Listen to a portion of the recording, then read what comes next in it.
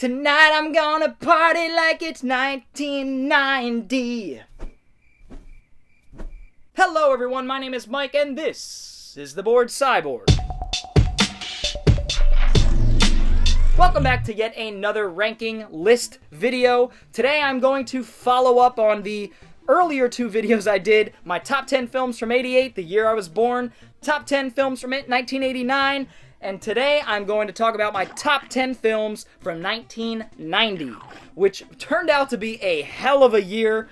I mean, some of the films in this list, as we draw close to one, they're some of my favorite films of all time. I'm talking top 10. I believe 2 of them are in my top 10, 3 or 4 of them in my top 20. So, let's dig right in. I'm curious to know what your top 10 films from 1990 looks like. There were some great movies that came out that year, so feel free to leave that in the comments below. I love doing this type of video because it really brings out the community. Can't wait to see your top 10 films from 1990. Before I get into the list, of course, I have 5 honorable mentions, films that I really do enjoy. They just didn't quite make the cut. So let's jump right into the first one, which I don't own on DVD or Blu-ray, sadly. I saw it on YouTube about a year ago, and it quickly became one of my favorites of the year. It is called King of the Kickboxers. Now, you guys are probably like, what the fuck is this? And that would be an accurate reaction, because this movie, I didn't even know about this movie. You know, I grew up with 90s action movies. Now, this movie features Lauren Avedon, who is a really underrated and charismatic action hero from the 90s who did some films like No Retreat, No Surrender 2, 3, and 4, I believe, and some other stuff. But King of the Kickboxers is a badass action movie starring Billy Blanks as the villain. Just great choreography, shot really well, and I had to talk about it briefly because it really deserves more attention. Check out Lauren Avedon in King of the Kickboxers. Next up is a film from a director who has inspired me greatly in my own writings and my own work, and that is Frank Henenlotter's Frankenhooker. This is just one of those films that only Henenlotter could have made. Henenlotter, of course, made Basket Case, my favorite of his, Brain Damage. He's done some, of course he did the sequels to Basket Case 2.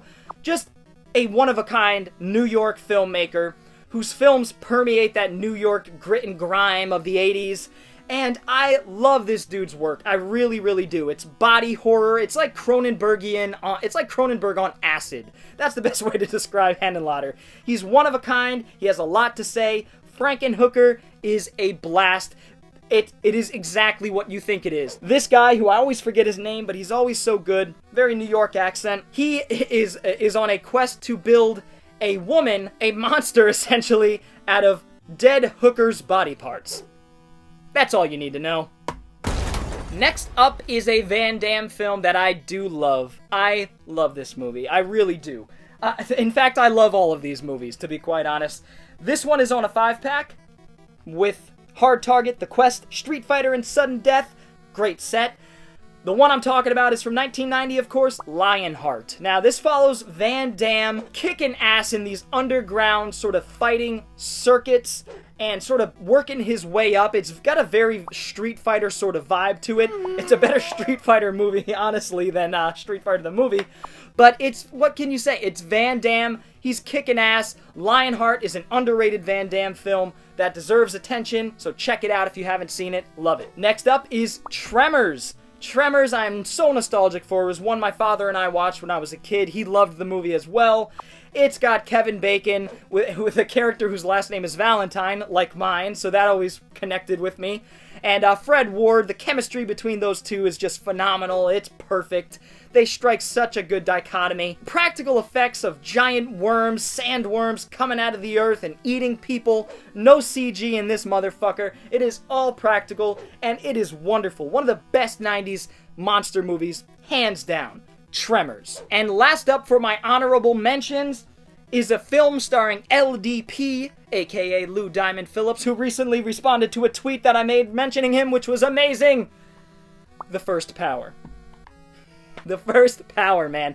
I love these 90s, there's a lot of them, 90s and 80s, late 80s, satanic or voodoo or black magic cult sort of movies, and this is one of them, starring Lou Diamond Phillips as a cop who is on the trail of this killer, played by, oh, I forget his name, Jeff Kober. Of course, you guys would know him if you saw him. He's got a very distinct look and face, and expressiveness to the way he acts. He is pinpoint, perfectly casted in this, and I love this movie, guys. I've seen it a few times now. First time I saw it was in my early 20s, so I didn't catch it in the 90s, but it's a blast. It has some wonderful sequences. It's horror, it's crime, it's action, it's a little bit of like dark fantasy. Not really. I guess it would just be like the magic they're doing is more horror, but man, the first Power is awesome, and it's one of my favorite Lou Diamond Phillips films. Lou, if you're watching, what up? He's not watching. All right. Top 10. My number 10 is a film that I absolutely adore. It's one of the most underrated sequels of all time. It's a sequel. It's a perfect sequel, honestly. It's not a perfect movie, I wouldn't say, but a perfect sequel, and that is Predator 2, starring Danny Glover as a badass machismo, take no shit action hero. It's awesome to see, and this movie does everything a sequel should do, guys. It changes the setting, it ups the ante, it explores the lore. It just is what a sequel should be. And instead of the jungle in Predator, John McTiernan's Predator from '87, this time we're in the concrete jungle, which is perfectly exemplified with the first shot that is focused on a jungle, and it tilts up to show that that jungle is just outside of LA. And it's hot, there's a heat wave coming through, there is racial tension. You could just feel the tension emanating from the screen and the haziness of the humidity. Wonderful setup, wonderfully directed by, I always mix them up, Stephen Hopkins. That's right, Stephen Hopkins I mix up with Stephen Sommers. Stephen Hopkins directs this to the T. A great diverse cast which work together remarkably well. But this is all about Danny Glover. This is Danny Glover's action vehicle. I wish he got more of them as the lead because he carries this movie so well. I love Predator 2. I know so many people do. This is the second best Predator movie that will probably ever be made. So, a perfect follow-up to the Predator, Predator 2. Number 9. This is a film I watched when I was just getting into crime films, when I was 13, 14 years old. It was also an early, probably one of the first Coen brother films that I ever saw. That is Miller's Crossing. I love Miller's Crossing. Now, you've got to forgive me because it's been a while since I've seen this, but it's just one of those films that sticks with you. It is an Irish mob movie, so as a kid that was really interesting. I had watched some of the Scorsese stuff, Goodfellas, Casino, of course Godfather I had watched already, and this was really the first Irish mob movie that I saw. And it's directed by the Coens. It's got a great cast. Gabriel Byrne, Albert Finney as the Irish mob boss, pretty much the head honcho. Who else? John Turturro, Marcia Gay Harden, John Polito, who is a regular in Coen Brothers films. So is Turturro for that matter. But this is such a sleek and eloquently done crime film by the Coens. It's one of their more reserved films. Actually, their filmmaking is always pretty reserved and stark. Stark imagery, abrupt violence that really affects you on a visceral level. This film has it all, and one of the best sequences in the movie is when they're trying to kill Albert Finney's character, who is Leo. That's right, Leo. They basically break into his house and try to burn it down, and it's a badass scene with Albert Finney with his Tommy gun just lighting people up, doing the best to survive. It's got so many great sequences, and the ending with John Turturro and Gabriel Byrne, one of the most tense, dramatic moments in the film, in any gangster film I've ever seen. This is great stuff, guys. This is one of the best gangster films I think ever made, and that's why it's my number 9, Miller's Crossing. Next up, my number 8 is Die Hard 2. Die Harder, as it was called really throughout the 90s. I don't know what happened. They dropped that, I guess. I don't know. Maybe people still call it Die Harder. To me, it'll always be Die Hard 2, Die Harder. So, Die Hard 2 is not as good as Die Hard 1. But that ain't saying shit because this movie still holds its own really, really well. I love it. It's a great action movie. It's basically Die Hard at an airport, but it works really well and doesn't seem forced like a lot of the Die Hard ripoffs during the 90s. Obviously, it's a Die Hard film, so this one's directed by Rennie Harlin, who is such an underrated action director. He pumped out some classics during the 90s that I've talked about in the past. Long Kiss Goodnight, Die Hard 2. He was coming off of, I believe, the Nightmare on Elm Street film he did, which is, what, 5 or 6?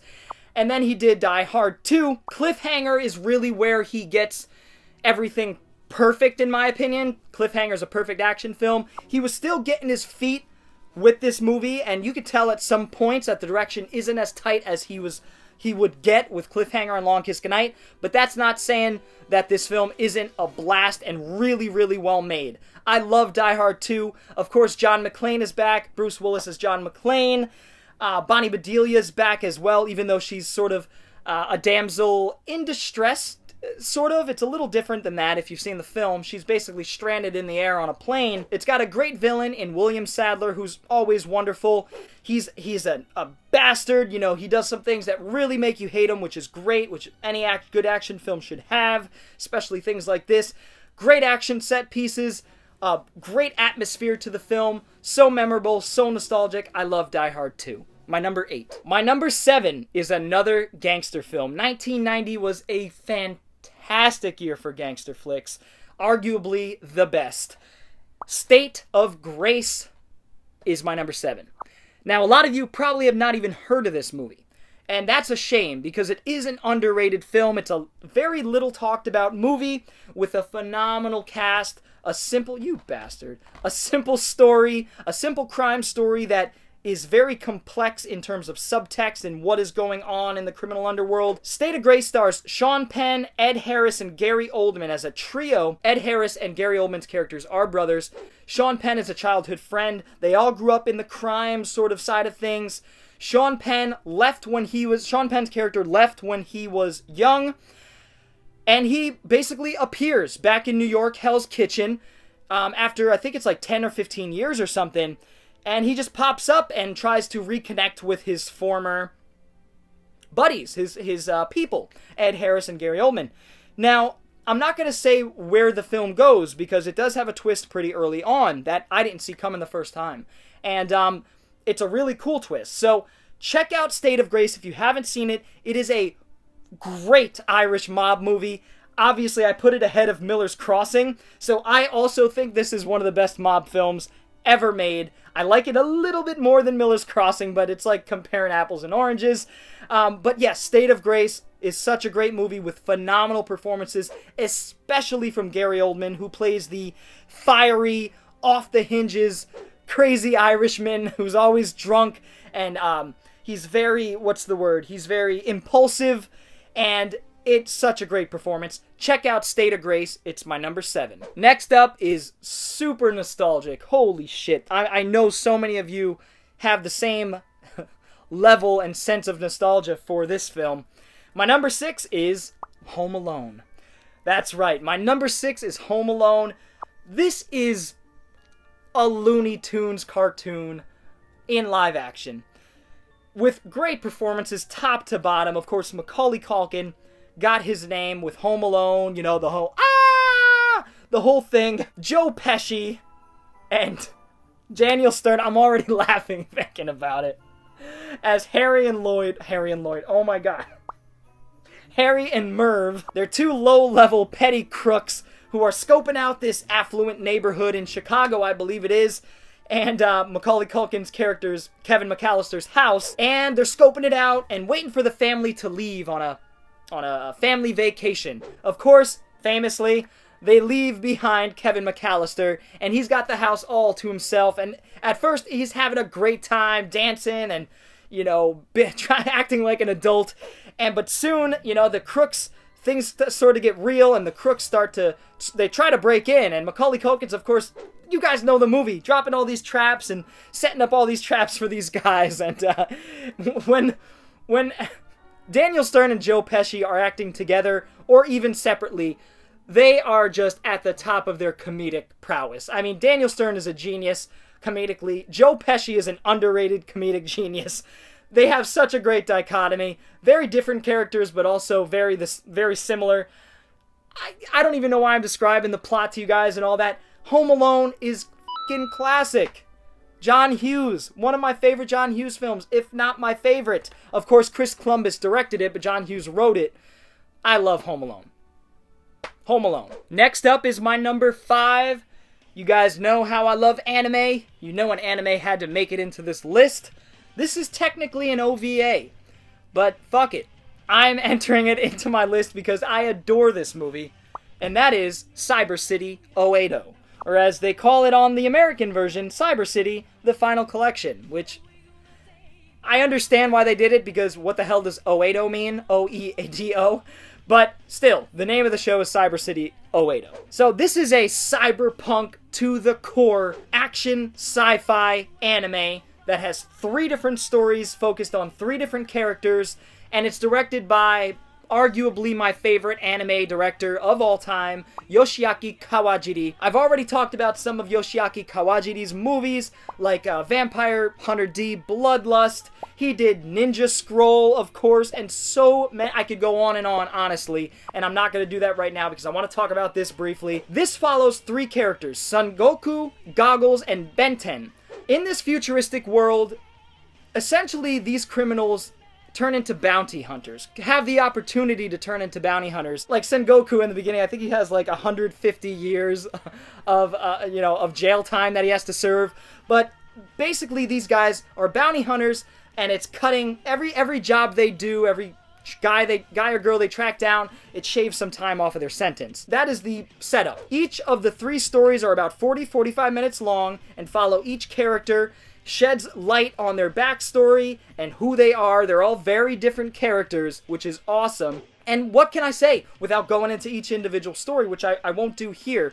Gave you the main gist, but all these characters are so incredibly awesome. The English voice acting in this, by the way, is phenomenal. Phenomenal. I always watch films in their native language at least the first time, and I recently checked this out with the English dub, not recently, years ago, but with the English dub, and was blown away by how good it was. So check this out in either Japanese or English if you want some cyberpunk action sci-fi anime with some incredible music. Just a soundtrack that I've used in videos when I don't know what song to play. I just use the Cyber City 080 soundtrack.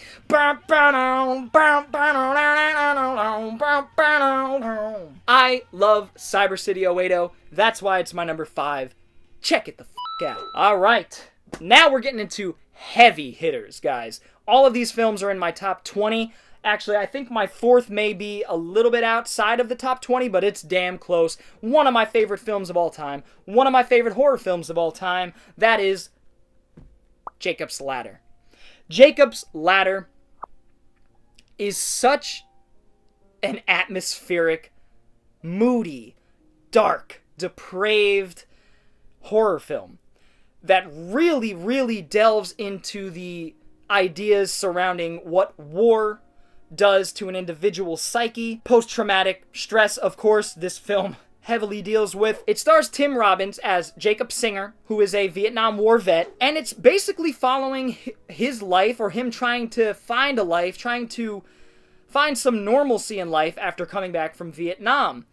And he's having a hard time doing that. It turns out he starts seeing demons, essentially, that are sort of beckoning him in a way. It also is worth mentioning that he has also lost a son, so he's very lonely, obviously suffering from PTSD in more than one way now. And it's just one of those movies where it's like, it's the perfect example of, is this character going insane? Is he insane? Or is real supernatural shit happening around him with demonic forces and demons and devils? And it's perfectly balanced in that way. You never really know if it's all in his head or if it's actually happening, and that's the beauty of the film, honestly. This film has some very grotesque sequences in a hospital. Danny Aiello's in this movie, who plays sort of his only bastion of any sort of hope or normalcy, and their chemistry is really, really great. Just some unbelievable sequences in this movie, and it's a film that is, it's a slow burn in a lot of ways, but it really affects you on a visceral, deep level. And I love it, guys. I could talk about it forever and ever. Jacob's Ladder, I know it just got remade. I have zero interest in the remake because this is quintessentially how this story should be told. So I have no interest in the remake, but we have Jacob's Ladder from 1990, directed by, I always forget the director, Adrian Lyne. So if you haven't seen this movie, guys, check it out. It is my number 4, Jacob's Ladder. All right, another heavy hitter. Like I said, guys, this one is in my top 20 films of all time. One of the earliest film memories I have as a child. It's unbelievably deep to me. It's impossible to articulate. I'm sure you all have those movies where words just don't quite do them justice, how you feel about them on a very nostalgic and personal level. This is one of them. In fact, all 3 of these films are. The rest of the 3. My number 3, Teenage Mutant Ninja Turtles. Of course, it's in this wonderful greased up pizza box set here, which has a beanie and just weird stuff like that. But Teenage Mutant Ninja Turtles, guys, one of my favorite comic book movies of all time. If not my favorite, actually. It may be my favorite. I haven't really thought about that too much. What can I say? I grew up with the Turtles. I grew up watching the animated show. That was first. And then, well, I don't know what was first, to be quite honest. It was so long ago. I was watching this stuff when I was 3 and 4. But I do have pretty vivid memories of certain times that I was watching the show.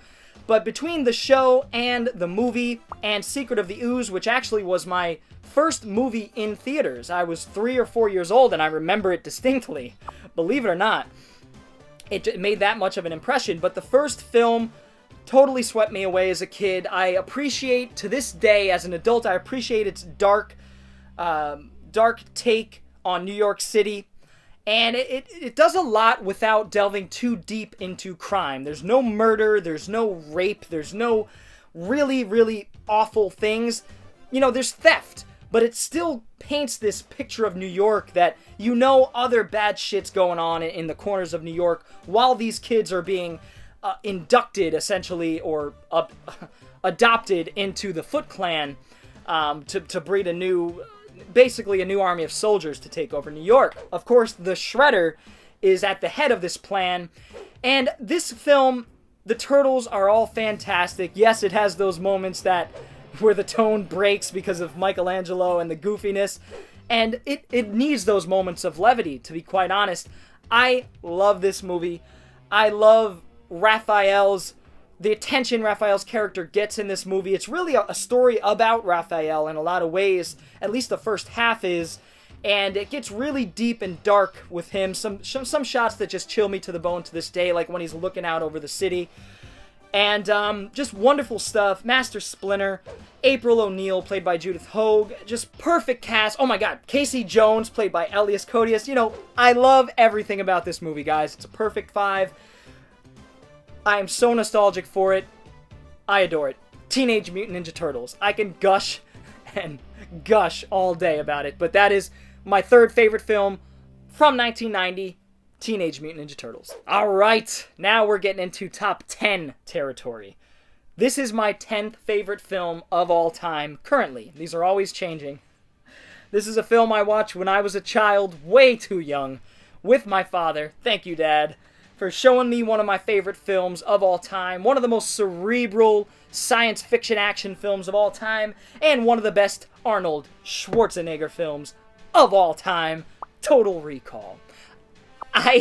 These movies are increasingly harder to talk about because of how I feel about them. I absolutely adore Total Recall. It is my favorite Schwarzenegger film, in fact. It is my favorite Arnold Schwarzenegger film, just above things like Terminator, and there are tons other, of course, but Total Recall, every time I watch this, and I've seen it at least 20 times, every time I watch this, it always has me questioning whether or not the stuff that's going on is in Arnold's head, or if it's actually happening. Schwarzenegger plays Quaid, who is a mining sort of blue-collar worker who hears about a program called Recall, and so he checks this out, and essentially what Recall does is implant memories into your head that make you feel like you went on a vacation. So, really cool concept that is based on a Philip K. Dick novel. I have read the novella, in fact. It's really different. completely different pretty much than what the movie ended up doing. This is a cerebral science fiction movie that always has you guessing, and I still don't know. Again, it strikes that perfect balance of you don't really know which way it leans. It's just a perfect balance, not unlike Jacob's Ladder. Everything about this movie I adore. The cast, it's Arnold, being Arnold 110%, kicking ass, being confused as shit as to what's going on, and wonderful stuff. The score by Jerry Goldsmith has shades of Conan the Barbarian. They're very similar, in fact, but it's even more sweeping than Conan. Conan's is more triumphant, but Jerry Goldsmith's is so sweeping, and it moves, the chord progression is just so effortlessly when it, you know, boom, boom, boom, boom, boom, boom, boom, boom, boom, and then it goes,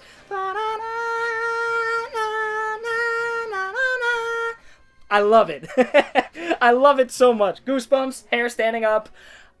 One of my favorite films of all time, guys. Of course, Rob Bottin does the special effects here, which are phenomenal and still hold up remarkably well. Nothing wrong with the special effects. Nothing wrong with Total Recall. It's my number 2 from 1990. I adore it. So, my number 1. This was difficult between my number 1 and 2 because they're so different. They're so different. But I chose this as my number 1 solely because of what it did for me as a film lover and a film viewer. It made me look at film as art. One of the first films to make me do this, if not the first film. And I was really into the themes of this movie when I was 13 years old, when I saw this film for the first time. And that is my number 1, Goodfellas. Like I said, 1990 was a hell of a year for gangster flicks between Miller's Crossing, State of Grace, and Goodfellas, all of which are in my top 10 from 1990, by the way, as you know. This is Martin Scorsese's masterpiece. This is perfection in a film. It is the film that made me look at storytelling as a form of art and intrigued me to start writing my own stories, my own gangster stories, my own hitman stories, my own violent-ass stories when I was a teenager, and it's still something I do to this day and hope to get to a big or small screen one day.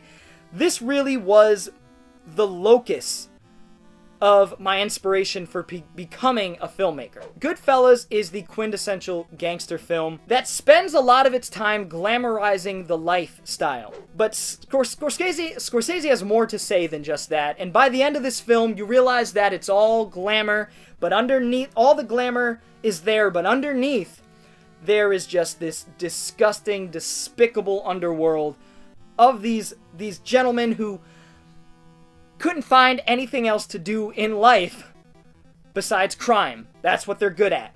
They're good at ripping people off. They're good at loyalty between family, sort of. And that's what this film encapsulates really well. Only Scorsese, who grew up around people like this, could have brought us a film this eloquent and this realized and this defined, really. It is his best movie ever. The cast is phenomenal. Ray Liotta, Joe Pesci, Robert De Niro, all in roles of their lifetime. Joe Pesci has never been better. Maybe in Casino. Ray Liotta's never been better. De Niro, that's hard to say that he's never been better, but he is so quintessentially perfect in this.